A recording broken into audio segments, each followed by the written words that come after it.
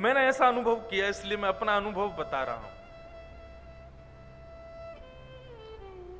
कई लोगों को ऐसा देखा है, वो कथा भागवत कराने वालों का मजाक उड़ाते रहते, कथा करने वालों का मजाक उड़ाते रहते हैं,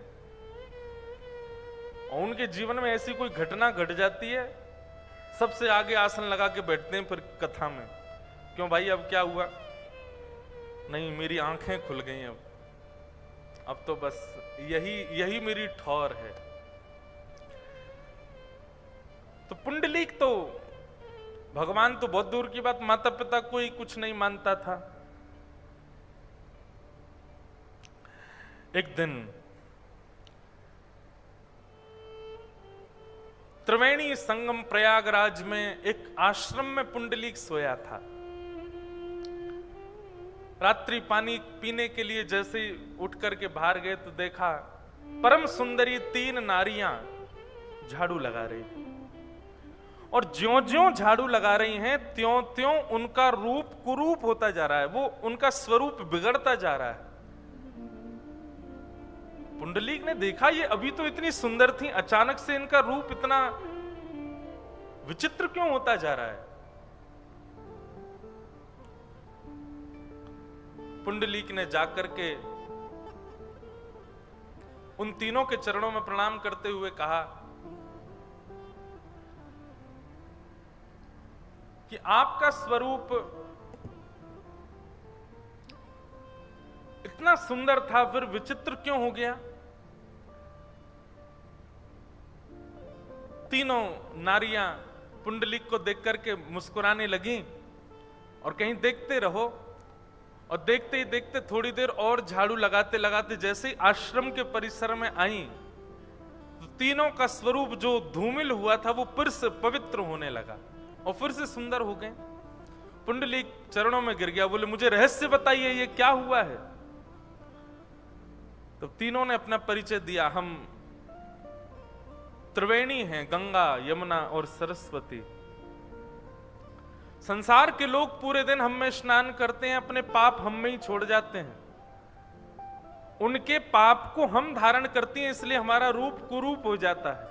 तो तुमने जो हमारा कुरूप देखा वो संसार के पाप थे हमारे ऊपर, लेकिन जैसे ही आश्रम परिसर में आकर के हमने झाड़ू लगाना प्रारंभ किया, यहाँ रहने वाले भजनानंदी संत, यहाँ रहने वाले तप करने वाले संतों की चरण रज जब हमारे मस्तिष्क पर लगी, हमारे अंग पर लगी, तो हम फिर से हमारे सारे पाप नष्ट हो गए और हम पवित्र हो गए।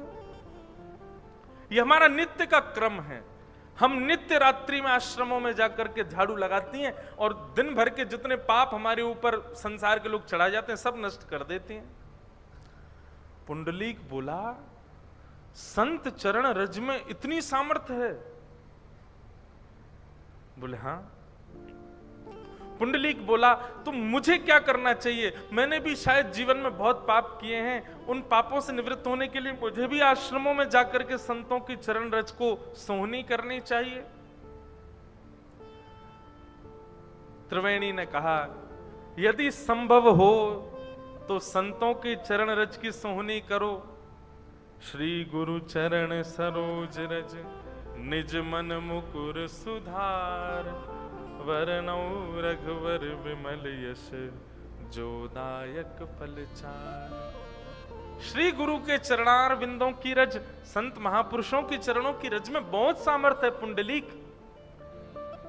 यदि संभव हो तो संतों की चरण रज की सेवा करे, और संभव नहीं है तो घर में विराजमान माता पिता को सर्वस्व मान करके, लक्ष्मी नारायण मान करके यदि नित्य उनकी चरण रज ही माथे से लगा ले तो माता पिता के चरणों में प्रणाम करने से, उनकी चरण रज माथे से लगाने से, संतों को प्रणाम करने से भी अधिक फल प्राप्त हो जाता है। बस उसी दिन पुंडलीक का जो स्वभाव था, जो विचार था, जो बुद्धि थी, सब परिवर्तित हो गए। लौट करके आए और आकर के इसी चंद्रभागा नदी के तट पर छोटी सी कुटिया में पुंडलीक अपने माता पिता की सेवा करने लगे। जब पिता के चरण दबाते थे तो ये नहीं विचार करते थे कि मेरे पिता हैं, ये विचार करते कि यही परम तत्व भगवान नारायण हैं। उनके चरणों की सेवा करते। जब मां की सेवा करते तो यही विचार करते, साक्षात रुक्माई हैं, साक्षात रुक्मणी मैया हैं, उन्हीं की सेवा कर रहा हूं।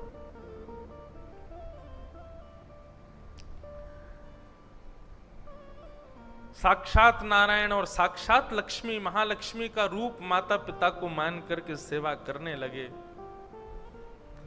पुंडलीक की उस भक्ति से अत्यंत प्रसन्न श्री द्वारिकाधीश पंढरपुर में आकर के विराजमान हो गए। बोलो विठ्ठल भगवान की। इतना सुंदर वर्णन है ठाकुर जी का, ऐसा सुंदर रूप है ठाकुर जी का। यहां पर ठाकुर जी आए तो थे पुंडलीक को दर्शन देने के लिए। भगवान के तन की इत्र की सुगंधी जिसको लेने के लिए देवता भी तरसते हैं, उस तन की सुगंधी को जैसे ही पुंडलीक की नासिका ने ग्रहण किया, पुंडलीक अपनी नाक बंद करने लगा, अपने माता पिता के ऊपर पंखा करने लगा, कहीं ये सुगंधी मेरे माता पिता को ना आ जाए तो सुगंधी के कारण इनके नेत्र ना खुल जाएं। देखने लगा कहां से आ रही है ये सुगंधी, खिड़कियां बंद करने लगा। अब सोचो, विचार करो, साधारण इत्र की सुगंधी इतनी बढ़िया लगती, ठाकुर जी के अंग की सुगंधी आ रही है, लेकिन पुंडलीक को वो बाधा लग रही है कि मेरे माता पिता कहीं उठ नहीं जाएं इस सुगंधी से।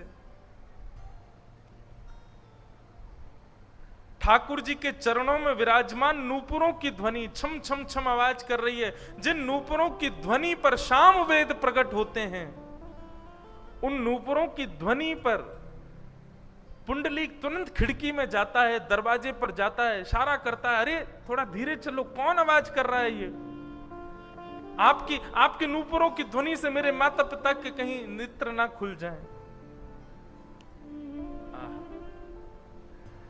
ज्यों ज्यों पुंडलीक ठाकुर जी के गुणों को अपनी सेवा में बाधा मान रहा है, त्यों त्यों ठाकुर जी और प्रसन्न हो रहे हैं। लक्ष्मी जी बोली, कैसे भक्त के यहां आए हो आप? आपकी इत्र की सुगंधी इसको बाधा लगती है, आपके चरणों के नूपुरों की ध्वनि इसको बाधा लगती है नाथ। बोले, यही निष्ठा तो मुझे प्रिय लगी पुंडलीक की। दुनिया के लोग इन सब आवरणों पर रीझ जाते हैं, पर पुंडलीक की सेवा में मेरे आवरण भी उसको हटा नहीं पा रहे हैं। वो अभी भी माता पिता की सेवा में ही है। ये निष्ठा, ये प्रेम, ये लगन मुझे पुंडलीक की खींच लाई है यहां तक। द्वार पर आकर के भगवान खड़े हो गए। पुंडलीक बोला, कौन हो भैया, आप क्यों आए हो यहां पर? लक्ष्मी जी ने कहा, साक्षात त्रिलोकीनाथ, ब्रह्मांड के नायक, जगदीश्वर ईश्वर, श्री द्वारिकाधीश तुम्हारे द्वार पर आए। पुंडलीक, आओ स्वागत करो भगवान का। पुंडलीक दूर से देख के कहता है, इनको किसने बुलाया था यहां पे? क्यों आए हैं यहां पे? इनको मैंने तो नहीं बुलाया था, मैंने तो आमंत्रण नहीं दिया था, फिर क्यों चले आए? लक्ष्मी जी हाथ पकड़ के बोली, अब या तो आप चलो, नहीं तो मैं नाराज हो जाऊंगी। कैसे भक्त के आए हो आप? उसको पता दिया हमने कि भगवान आए, तब भी नहीं आ रहा है बाहर। ठाकुर जी बोले, अब तो इससे जरूर मिलके जाऊंगा मैं। इसको ये बात भी नहीं हिला रही है सेवा से कि मैं परमात्मा द्वार पर खड़ा हूं।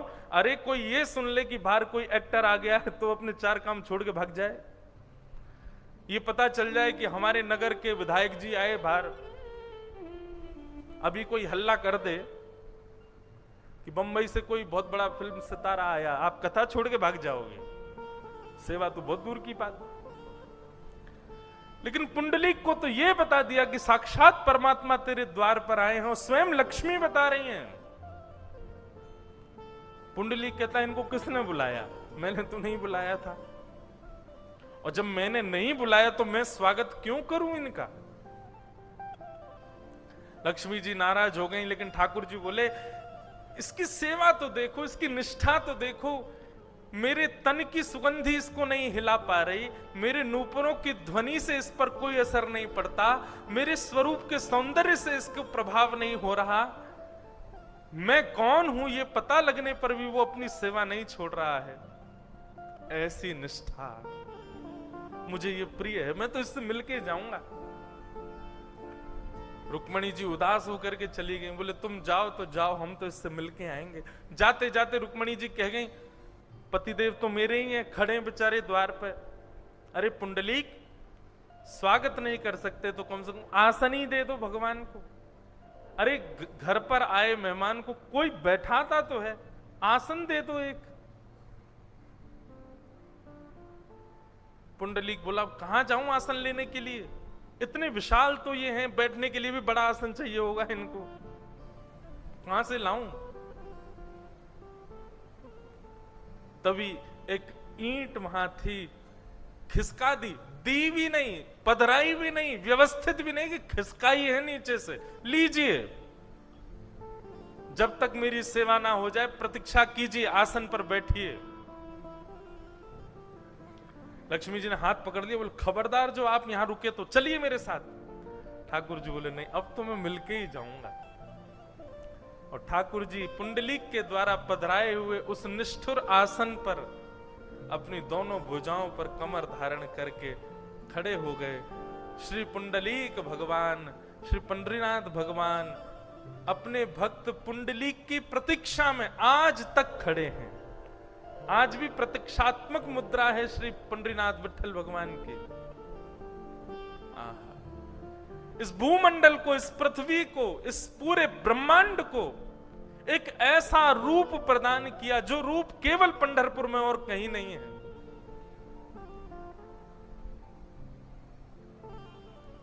ईंट के ऊपर ठाकुर जी खड़े हैं, दोनों भुजा धारण करके, और मानो प्रतीक्षा कर रहे हैं कि पुंडलीक तू सेवा कर ले, तू निवृत्त हो जा, जब तू निवृत्त होगा तब मैं तेरे दर्शन, अब मुख से निकल तो ऐसा रहा है, तब मैं तेरे दर्शन करूंगा, लेकिन ये कह भी दूं तो कोई अंतर नहीं। यहां पर भक्त प्रयास करते हैं पूरे ब्रह्मांड में ठाकुर जी के दर्शन के, लेकिन पंढरपुर एकमात्र ऐसा स्थान है जहां ठाकुर जी प्रयास कर रहे हैं भक्त के दर्शन के लिए। ऐसा ये पंढरपुर। अच्छा एक बात कहूं, भक्ति ऐसी ही होनी चाहिए।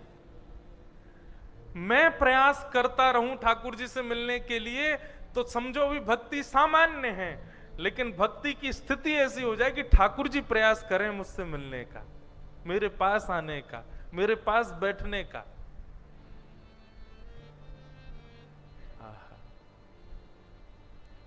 ठाकुर जी आज भी खड़े हैं, आज भी दोनों भुजाएं कमर पर धारण करके हम सबको बताने के लिए खड़े हैं